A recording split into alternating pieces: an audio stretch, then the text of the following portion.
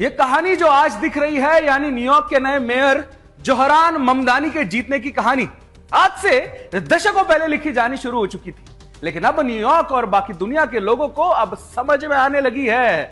दरअसल आज से 2 से 3 दशक पहले अमेरिका में शरणार्थी बनकर आए मुस्लिम अब वहां के राजनीति को प्रभावित ही नहीं बल्कि उस पर राज करने लगे हैं। अब वो इतनी संख्या में हो चुके हैं कि उनके मत यानी वोट से सरकारों का निर्णय बदलने लगा है। सत्ता की चाबी अब वहां के असली नागरिकों यानी अमेरिकियों के हाथ में नहीं रह गई है।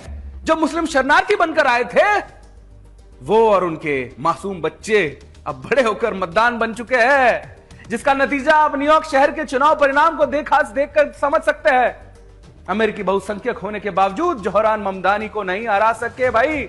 इसका मतलब आप समझ रहे हो, वही जो आए दिन राहुल गांधी कहा करते हैं कि जिसकी जितनी आबादी उसकी उतनी हिस्सेदारी। मतलब आने वाले कुछ दिनों में न्यूयॉर्क और बाकी अमेरिकी शहरों पर मुस्लिमों का कब्जा होने वाला है। जिस तरह भारत में आज हमारा विपक्ष यहां के असली लोगों को जातियों में बांटकर और एक मजहब विशेष के पूरे वोट बैंक के जरिए सत्ता पाना चाहता है, ठीक उसी तरह न्यूयॉर्क में भी वहां के लोगों की डेमोक्रेटिक और रिपब्लिकन में बांटकर और मुस्लिम को एक मुश्त वोट पाकर न्यूयॉर्क का मेयर अब वो बन गया है। We're done hiding. We're done.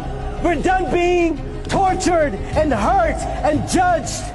This is the correct religion. This is the religion that all of humanity needs to be upon, of Islam. And we will not stop until it enters every home. So I want you to repeat after me. I want to hear it in every single district. It should tremble.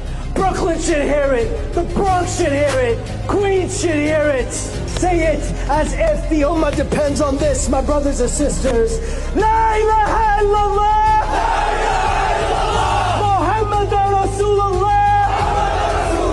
There is no God worthy of worship except Allah, the God of Jesus, the God of Moses, the God of Abraham, and the God of the last and final prophet Muhammad sallallahu alayhi wa sallam.